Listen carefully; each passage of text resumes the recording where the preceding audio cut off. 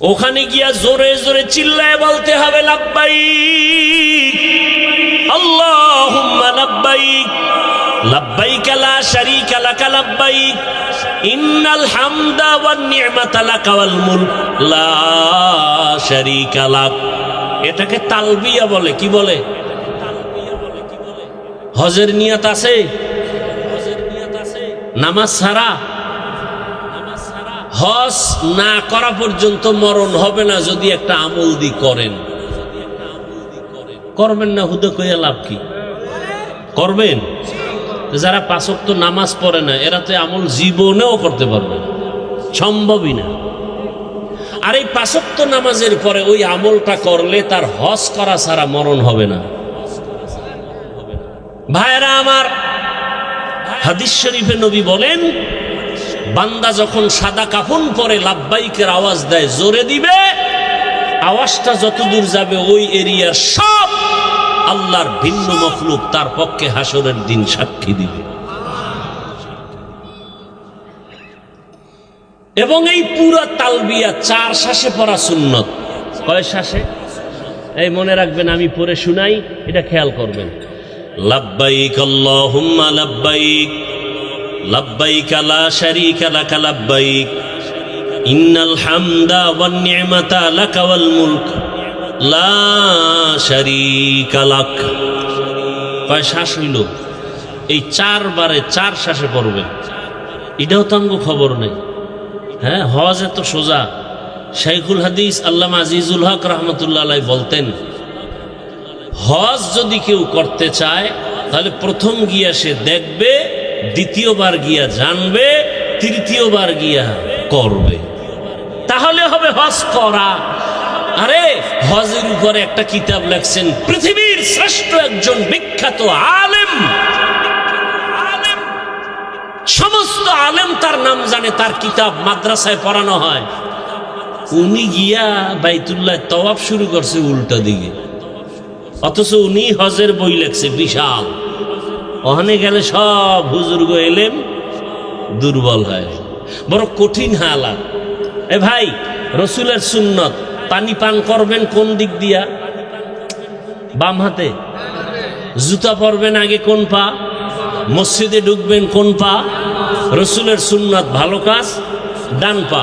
হজ করছেন বা উমরা করছেন কারা? একটু হাত দেখেন তো। খবর নেই, হাত নামান। আচ্ছা, যারা ছবিতে দেখেন খেয়াল করবেন, যারা করছেন এদেরও খেয়াল নেই।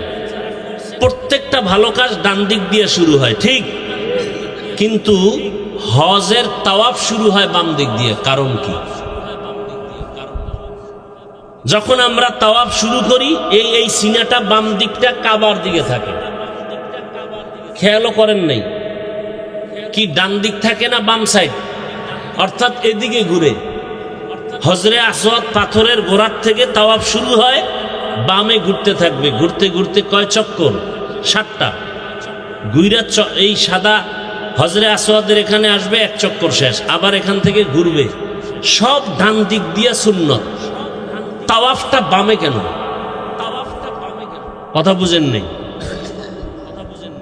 না? কিসের ডান দিক? বাম সিনা বাম দিকে ঘুরে, বাম দিকে। ডানে তাওয়াফ করলে তো হবেই না। সিনা বাম দিকে শুরু হয়, বামে ঘোরে, বামে তাওয়াফটা শুরুই হয় বাম দিক দিয়ে। এই যেমন এই ধরনের স্টাইল, হ্যাঁ, ডান দিক দিয়ে শুরু করলে এদিক দিয়ে ঘুরা শুরু হইল। কিন্তু না, এই হজরে আসদ এই কোনায়, ওখান থেকে ঘুরতে থাকবে বামে, বামে ঘুরে আইয়া এখানে আবার ঘুরো। এই সিনা বাম দিকে, বাইতুল্লাহর লাগে সম্পর্ক, ডাইনটা থাকবে এই সাইড। আর যদি ডানে ঘুরি, এদিক থেকে শুরু করি, তাহলে এই সিনা থাকবে কাবার দিকে। এই সিনা কখনো কাবার দিকে থাকবে না। আপনি চিন্তা করতে পারেন যে বড় কঠিন কথা, এটা বুঝতেও বড় কঠিন। তাওয়াফের সময় বাইতুল্লাহর দিকে তাকানো যাবে না, কত কঠিন আইন। যখন তাওয়াফ করি হাজি সাহেবরা, বাইতুল্লাহর দিকে তাকায় থাকা যাবে না, নিষেধ। সিনা ফিরানো যাবে না বাইতুল্লাহর দিকে তাওয়াফের সময়, শুধু এইটা থাকবে বাম সাইড। বড় কঠিন হালাত। দেখেন, রসুলের রওজায় চিল্লানো যাবে না, চিল্লাইলেই গুনাহ। বাইতুল্লাহ জোরে আওয়াজ না দিলে গুনাহ। লাব্বাইক কেউ যদি কয় আমি বড় লোক মানুষ, একটু আস্তে কই গুনাহ। ওখানে জোরে চিল্লাও, শুধু চিল্লাও, রমল করো, নাইচা নাইচা হাঁটো। এখন অসৎ চোর যারা দিনের চোর, এরা যদি আমার এই কথাটারে কাট করে সাইরা দেয় যে হাফিজুর রহমান সাহেব বলছে নাইচা নাইচা তওয়াব করো, নাচতে কইছে, এরকম বেদবা আমার দেশে আছে না নাই? অভাব নাই। ওই চোরারা তো রমল কি তাও ভালো করে বুঝে না, রমল কি তাও বুঝে না। বুঝাইতে গিয়া বলছি এইভাবে হেলে দুলে তাওয়াফ করতে হবে, এটারে রমল কয়। তুমি ধনী না গরিব, ওখানে কোনো মাস্তানি চলবে না। গরিবেরও যেই সুরাত, ধনীরও একই সুরাত, আওয়াজও এক। লাব্বাইক আল্লাহুম্মা লাব্বাইক, লাব্বাইক লা শারীকা লাক লাব্বাইক, ইন্নাল হামদা ওয়ান নি'মাতা লাক ওয়াল মুলক লা শারীকা লাক। রেকর্ড করলে তো বুঝতে পারবেন এইটা 4 বারে পড়তে হবে। এটা আমরা এত খবরও নেই। আল্লাহ সবাইকে বুঝার তৌফিক দান করে। দয়াময় আল্লাহ আদম নবীকে বানায় জান্নাতে রাখলেন। আল্লাহ কয় আদম তুমি ঘুমাও, এমন ঘুম দিছেন যে মনে হয় আর জীবনে উঠবেন না। আল্লাহ রাব্বুল আলামিন কুদরতের হাত দিয়া আদম নবীর পৃষ্ঠ থেকে পিপিলিকার সুরাতে সবগুলো রূহকে বের করে নিলেন। কিয়ামত পর্যন্ত যত মানুষ আসবে সব প্রাণীর রূহ পিপিলিকার ন্যায় আল্লাহ বের করলেন। আর আদম নবীর এক হাত থেকে আম্মাজান হাওয়াকে বানাইলেন। মনে আছে আদম শব্দের অর্থ কি বলছিলাম? চামড়া, মাটির চামড়া থেকে। আর হাওয়া হাওয়া হাওয়া শব্দ হলো হাওয়া, ওয়ের উপরে তাসদিদ, এটা হাইয়ুন থেকে হাওয়া। হাইয়ুন মানে জিন্দা, হাইয়ুন মানে কি? হুয়াল হাইয়ুল কাইয়ুম। হাওয়াকে হাওয়া বলা হয় কেন? কয় যে জিন্দা ব্যক্তি থেকে হাওয়াকে বানানো। জিন্দা ব্যক্তিকে আদম, বুঝেননি কথা? আদম আলাইহিস সালামকে জান্নাতে থাকতে দিলেন। এরপরে ঘটনা তো অনেক জানেন। আল্লাহ পাক এক পর্যায়ে নিষেধ করলেন ওই গাছের কাছে যাইবা না, তারপরও গেলেন, ফল খাইলেন। আল্লাহ তাআলা এক পর্যায়ে দুজনকে দুনিয়ায় পাঠাইলেন। দুনিয়াতে আল্লাহ সবার আগে আদম পাঠান নাই। আদম নবী দুনিয়াতে আসার 2000 বছর আগে এই জমিনের বাসিন্দা জিনেরা ছিল। কারা ছিল? ইবনে কাসির রহমাতুল্লাহ আলাইহি বলেন জিনের আগেও এই জমিনের বাসিন্দা ছিল আর এক দল প্রাণী, এরাও শরীয়ত আল্লাহর মানত। এদের নামও লেখছে আল হিন আল বিন। আল হিন আর বিন নামে এই প্রাণীগুলো জমিনে বসবাস করত। এরপরে জিন, জিনের পরে ফেরেশতা, এরপরে মানুষ আসছে। মানুষের মধ্যে প্রথম আসছে আদম। আদম আসছে কই জানেননি? জানেন না? চরণদ্বীপ ভারতের জমিনে আসছেন পয়গম্বর আদম। আম্মা জান হাওয়া আসছেন আরবের ভিতরে জেদ্দায়। জানার মতো অনেক কথা আছে, বলবো না মোনাজাতের দিকে দৌড় দেব? আদম আলাইহিস সালাম ভারতের চরণদ্বীপে আসছেন। হাওয়া রইছে জিদ্দায়, দুইজনের সাথে কোনো মোলাকাত নাই। আল্লাহ অর্ডার করলেন, হে আদম, আমার একটা ঘর আছে বাইতুল্লাহ, ওই বাইতুল্লাহর তাওয়াফের মাধ্যমে তোমার দুনিয়ার হাওয়া বাতাস লাগার ব্যবস্থা করে নাও। তোমার শরীরের সাথে জমিনের বাতাসকে অ্যাডজাস্ট করো।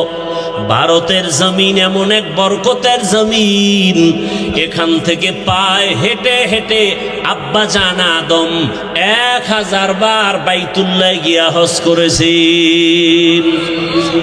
কয়বার? 300 বার বড় হজ, 700 বার উমরা। কোথার থেকে হেঁটে গেছেন? তাহলে ভারতের জমিন খারাপ? ভালো মানে আমার বাবার দেশ। এখন ওই চোরারা কইব আমি ভারতের দালাল, কথা হয় না। আমি বলি তোর 14 গোষ্ঠী দালাল, আমরা নয়। ভারতের জমিন এমন বরকতের জমিন, যেখান থেকে পৃথিবীর ইতিহাসে প্রথম বাইতুল্লাহর হজ শুরু হয়েছে। কার মাধ্যমে? আদম আলা নবিয়িনা ওয়া আলাইহিস সালাতু ওয়াস সালামের মাধ্যমে। কয় হাজার বার? 300 বার বড় হজ, 700 বার। এর খবরও তো নেই। এই বয়ানটা সেদিন দিছি, সেদিন কোথায় জানি, বাগেরহাট। এর মধ্যে লাগিয়ে গেছে বেয়াদবি করলে ওই মা বাবার অবৈধ, মা বাবার অভিশপ্ত বেয়াদব সন্তানগুলোই আলেমের বিরোধিতা করে।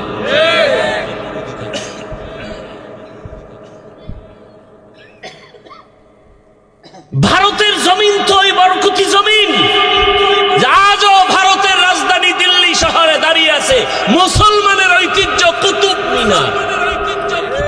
কি খবরও তো নেই। ভারতের জমিন তো ওই বরকতি জমিন, সারা বিশ্বে যত ইসলামের দাওয়াত চলে সব দাওয়াতের পাওয়ার হাউস ভারত, দেওবন্দ। অস্বীকার করার জন্য যে অস্বীকার করবে তাজা মুনাফিক। রাজনীতির ময়দানে খেদমত চলে দেওবন্দীদের সর্বোচ্চ, তাবলীগের ময়দানের খেদমত দেওবন্দীদের অবদান, রাজনীতির ময়দান ইসলামের খেদমত দেওবন্দীদের অবদান, পীর মুরিদির লাইনে খেদমত দেওবন্দীদের অবদান। আর সবগুলোর পাওয়ার হাউস কই? দেওবন্দ, ভারত। একজনের মাথার চুল বড় উকুন, এখন মেডিসিন দিলেও যায় না, তা এখন কি করা যায়? কল্লা কেটে ফেলে এই সমাধান। হ্যাঁ, কল্লা কাটবো, প্রয়োজনে চুল কামাও। কি স্কুলে একটা ছেলে অন্যায় করেছে, ওকে ধোলাই করো, নাকি স্কুলে তালা দাও? মাদ্রাসায় যদি কেউ অপরাধ করে তার বিচার করো, তার মানে মাদ্রাসায় তালা দাও, এটা হতে পারে না। অন্যায়কারীকে অন্যায়কারী হিসাবে চিহ্নিত করো, তার মানে বাবা আদমের কদমকে অসম্মানী করো না, কুতুব মিনারকে অসম্মানী করা যাবে না।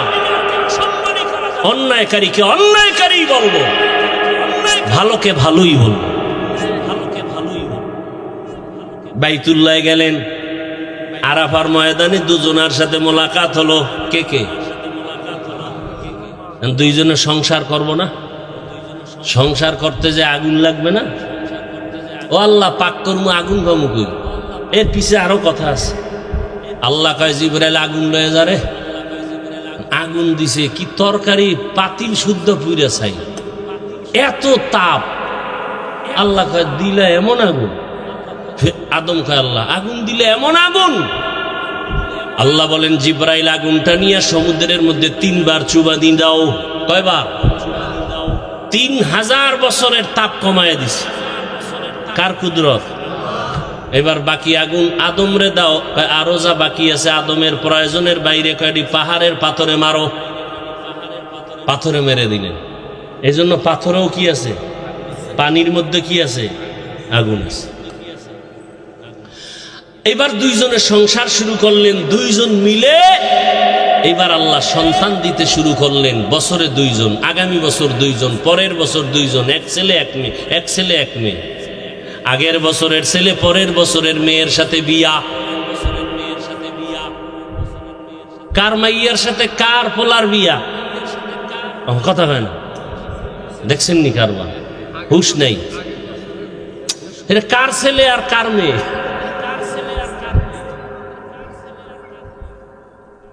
এটা আলাদা আলাদা না একই মায়ের সন্তান? আগামীকালকে থেকে আপনারা এটা শুরু করেন। হ্যাঁ, বিধান নাই। পিসাবের পায়ে সেজদা দেওয়ার বিধান পাইলেন কই? হ্যাঁ, নিদি আদমের দলিল টানেন। ফেরেশতারা আদমরে সেজদা দিছে, আমরা দিলে দোষ কি? তাহলে আদম আপন সন্তান ভাই বোনের বিয়ে হয়েছে, তোমরাও করো, দোষ কি? আল্লাহ হেদায়েত দান করুন। বছরে বছরে 2 জন, এক সন্তান আসছে একা। শীষ আলাইহিস সালাম একা, কারণ এখানে আরো ঘটনা আছে। কাবিল একটারে আবার জবাই কিনে মাইরে লাইছে না, হাবিল কাবিলের ঘটনা। সেখানে তো এক ভাই আছে, বোন আছে, ভাই নাই, তার জোড়া লাগবে না। হায় হায়। আদম নবী বাইতুল্লাহ সুন্দর করে নির্মাণ করলেন। আদম নবী দুনিয়াতে আসার, দুনিয়ায় আইসা বাইতুল্লাহ নির্মাণ করার পর আদম নবী এক পর্যায়ে দাওয়াতের কাজ করে চলে গেলেন। শীষ নবী চলে গেলেন। 600 বছর পরে জমিনের সব মানুষগুলো ইবলিসের পরামর্শে মূর্তি পূজা শুরু করলো। আদম নবী বিদায়ের কয়শো বছর পর, 600 বছর পরে মূর্তি পূজা শুরু, চলতে থাকলো আরো 600 বছর। কত হইল টোটাল? 1200 বছরের সময় পৃথিবীর একটা মানুষ ছিল না যে মূর্তি পূজা করে নাই। ঠিক 1200 বছরের পরে পৃথিবীর প্রত্যেকটা মানুষ যখন মূর্তি পূজায় লিপ্ত, ঠিক সেই সময় আল্লাহ নূহ নবীকে পাঠাইলেন। কাকে? নূহ নবী আইসা 850 বছর দাওয়াত দিয়া মাত্র 40 জনারে মূর্তি পূজা থেকে ফিরাইলেন। কয়জন? 40 জন। আবার কয়শো বছরে 40 জন? 950 950 বছর। আল্লাহ জানায় দিলেন, এই নূহ, তুমি আর 1000 বছর দাওয়াত দিল, একটা লোক আর মূর্তি পূজা, এই 40 জন। নূহ নবীকে যদি আর ফিরে নাই তখন মাইরে ফেলাও, এটির সব দোয়া করে দিলেন। আল্লাহ কোরআনে সে দোয়ার কথা বলছেন। أقال نوح رب لا تذر على الأرض من الكافرين ديارا। এইবার দোয়া কবুল হয়ে গেছে। দোয়া কবুল হওয়ার পরেই আল্লাহ কয়, নূহ, তোমার সন্তান 40 জন মুমিন সহ আমার গজব আসবে, তুফান, নিরাপদের জন্য একটা কিস্তি বানাও। ওই কিস্তির মধ্যে 40 জন মুমিন, তোমার সন্তান সহ, আর প্রত্যেকটা প্রাণীর এক জোড়া করে, 2টা গরু, 2টা হাতি, 2টা ছাগল, 2টা ভেড়া, 2টা বকরি, এরকম পানির মধ্যে যা আছে এইভাবে জোড়ায় জোড়ায়। আল্লাহ কি বানাইতে কইলেন? কিস্তির মানে কি বলেন? সবাই বলেন, একবার বলেন নাউজুবিল্লাহ, আবার বলেন। আজকে থেকে আর জীবনে নৌকা বলবেন মানে আওয়ামী লীগেরটা না, এটা আপনি বলেন না বলেন, এটা আবার পেছ লাগায়। নূহ নবীর নৌকা বলবেন না। আচ্ছা বলেন তো, পৃথিবীতে এমন কোন নৌকা আছে যে এক জোড়া হাতি, এক জোড়া গরু, 40 জন লইয়া উঠবেন? মেয়া 13 জন উঠা পইরা যাইতে লইছিলাম, পইরা গেছি, ধর ধর ধর কইয়া নাই। তাহলে এটা আসলে কি নৌকা ছিল না জাহাজ? হ্যাঁ, জাহাজ। তালে তালে আমরা বাঙালি তো নৌকা বইলে ফেলাইছি, নৌকা ঢুকে গেছে ঘরে ঘরে। নূহ নবীর নৌকা না জাহাজ? কি আপনার যুক্তি কি বলে? নৌকায় সম্ভব এক জোড়া হাতি নেওয়া, এক জোড়া গরু, এক জোড়া ভেড়া, এক জোড়া বকরি, এক জোড়া হরিণ, এক জোড়া বাঘ, সিংহ, এরপর 40 জন মুমিন। নৌকা না জাহাজ? জাহাজ বানাইল। এরপরে ঘটনা তো আপনারা জানেন, এমন তুফান আসলো, নূহ নবীর 3 সন্তান আর 40 জন মুমিন ছাড়া আর একটা মানুষও দুনিয়াতে বেঁচে নেই। পুরা দুনিয়া শেষ, আল্লাহর কাবা ঘর ওখানে নেই, সমান হয়ে গেছে, বাইতুল্লাহ দেখা যায় না। নতুন করে আল্লাহ পাক নূহ নবীর 3 সন্তানের মাধ্যমে হাম, সাম, ইয়াফাত, এই 3 সন্তান দিয়া নতুন করে পৃথিবীটাকে আবার আবাদ করা শুরু হলো। এজন্য নূহ নবীকে বলে দ্বিতীয় আবুল বাশার। প্রথম আবুল বাশার কে? আদম আলাইহিস সালাম, প্রথম আদি পিতা। দ্বিতীয় আদি পিতা নূহ আলাইহিস সালাম। এই 3 সন্তান দিয়া এবার দুনিয়া আবার আস্তে আস্তে আস্তে আস্তে এক পর্যায়ে আল্লাহ এই 3 সন্তান মিলে ওই সময় একটা শহর নির্মাণ করলো। আধুনিক বিশ্বে ইরাকের অন্তর্গত ওই শহরটার নাম কোরআনের ভাষায় বাবেল শহর। কি শহর? বাবেল শহরের এক সময় অধিপতি ছিল নমরুদ। নমরুদ একদিন স্বপ্ন দেখে আগুন উঠছে, ঘুমের ভিতরে আগুন উঠে পুরা বাবেল ধ্বংস। গণকারী পণ্ডিতের কয় কি দেখলাম? কয় তোমার শনি। কি দেখছো? এমন এক পুত্র ছেলে আসবে, তোমার এই খোদাইগিরি সব শেষ। নমরুদ দেখায় তাহলে জন্ম নিয়ন্ত্রণ শুরু। এটারে বলে বার কন্ট্রোল। জন্ম নিয়ন্ত্রণ হারাম। পৃথিবীর ইতিহাসে জন্ম নিয়ন্ত্রণ আইন প্রথম পাশ করে নমরুদ। আর এই আইনের ডাইরেক্টর বানাইছে ইব্রাহিম নবীর বাবা আজরকে। আল্লাহ কয় যেখানে বাঘের ভয়, ডাইরেক্টরের ঘরেই আমি ইব্রাহিমকে পাঠাবো।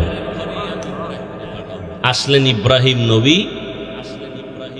ইব্রাহিম নবী এসে নমরুদের খোদাগিরি খতম করে বাইতুল্লাহ নির্মাণ করলেন।